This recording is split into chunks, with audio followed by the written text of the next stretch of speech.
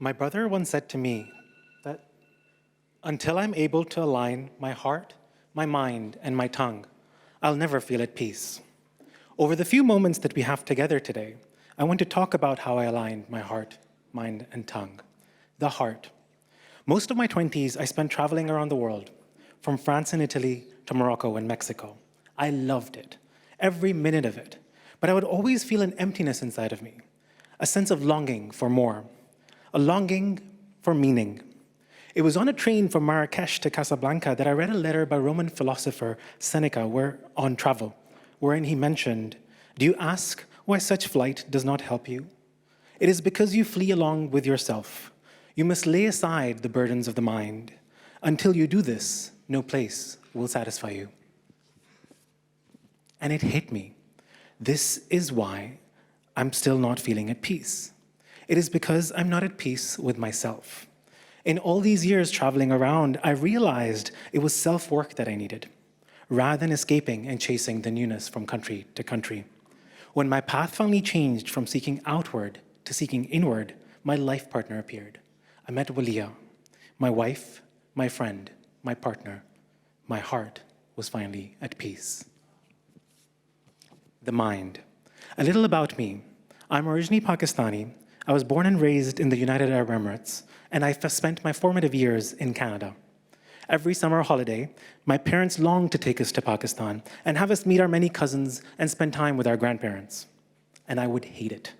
In all my time living outside the country, going to Pakistan was something that I hated. I would run away from it. I feared it.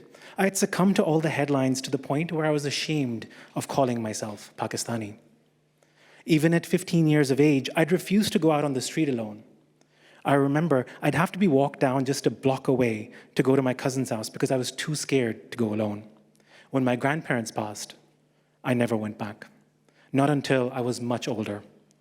At 27 years old, a dear German friend of mine reached out to me saying that I was the only Pakistani guy he knew and he had to go to Lahore for work.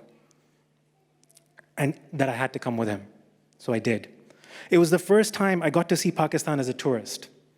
For the first time in my life, getting to go to places I wanted, learn about the country as I would any other country I would visit. I loved it. I made my first Pakistani friend. I got to see Wagah border, the India-Pakistan border, Lahore Fort, and even went up to the mountains close to Islamabad. This trip made me begin to question the stereotypes that I had held and made me look deeper than surface value. It made me appreciate the beauty and the people. It was the push I needed to reboot the relationship that I had between me and my country. Since that trip, I went back multiple times a year. I traveled alone to the north of Pakistan, made more friends, and slowly started to learn more about my Pakistani heritage. Fast forward to 2020, when I got married in Islamabad and got stuck there because of COVID, that's when my relationship with the country truly changed. So much so that my wife and I decided to move to Pakistan and set up Dastangoi, an art, culture, and people platform. A platform that has finally connected me to my country in ways I could not have even imagined. I was able to build new narratives and change the old. I was learning to let go of my preconceived notions. My mind was finally at peace. The tongue. Walia and I got married at the peak of COVID. 18th of March was my wedding day, and 22nd of March, for those that remember, was the end of travel as we know it. For 6 months, we weren't able to go back home to Dubai. And in that time, I realized I still don't know much about Pakistan. But I realized our culture was not one of transcribing anyways, rather one of passing down stories. My dad came up with the name Dastangoi on one of our many afternoon walks at our home in Islamabad. Dastangoi means, quite simply, to tell a story. We started off by bringing artists and musicians from Pakistan online and encouraged them to share stories about their Pakistan, not the ones from the headlines. We had thousands of people from all over the world attending our monthly storytelling events on Zoom. And it was exhilarating to see how much happiness these events brought to people worldwide.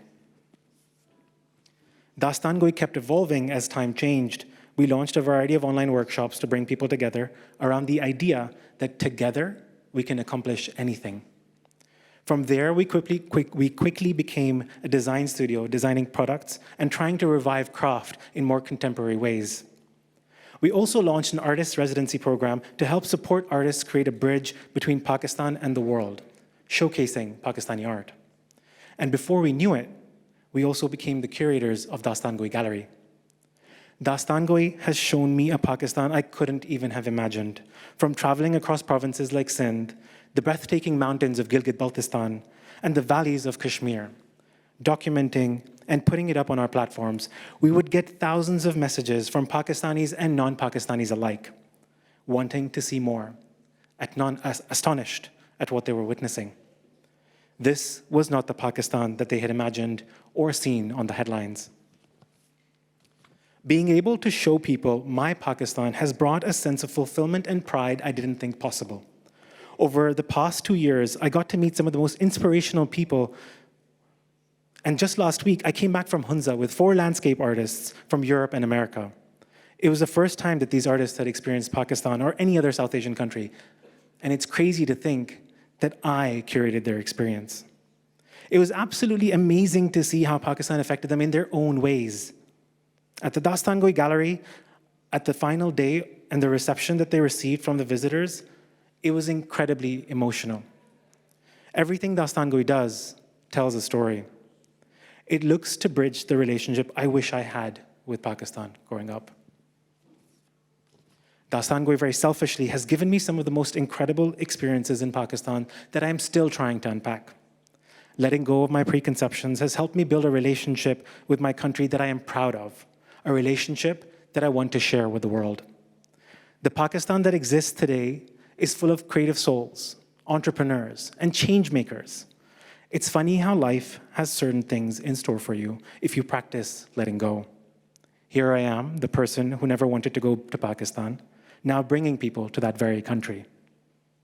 Working with Pakistanis on the ground, running Dastangoi and the gallery has allowed me to showcase people a newer, more truer Pakistan.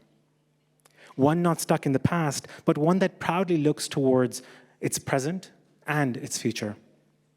Today, being able to tell you all this, I proudly say that I am Pakistani. And that my tongue, too, has found the state of peace that it so desired. Align your heart, mind, and tongue, and I promise you that it will get you to a state of peace that will resonate far beyond you. Thank you.